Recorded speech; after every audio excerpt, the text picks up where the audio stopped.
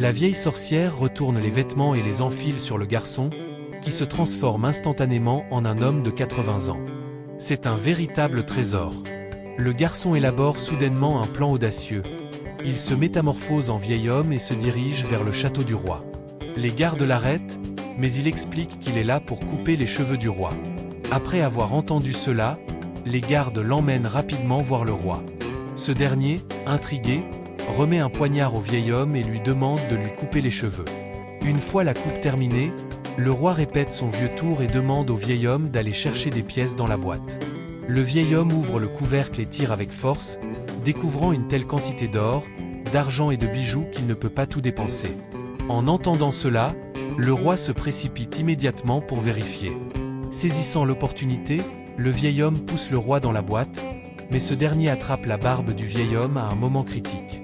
Le vieil homme retire alors ses vêtements magiques, et la barbe disparaît instantanément. Le roi reçoit enfin la punition qu'il mérite en tombant dans le gouffre sans fond.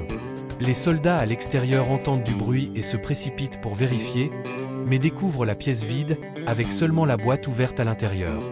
Pendant que les soldats sont occupés à inspecter, le garçon se glisse tranquillement, revêtu de la cape magique, se transforme en enfant et quitte le château en se pavanant. À la fin de l'histoire, le garçon retourne dans sa ville natale. À partir de ce moment-là, les gens n'ont plus à vivre dans la peur, car le roi, avec une corne sur la tête, est devenu un festin pour le python. La vieille sorcière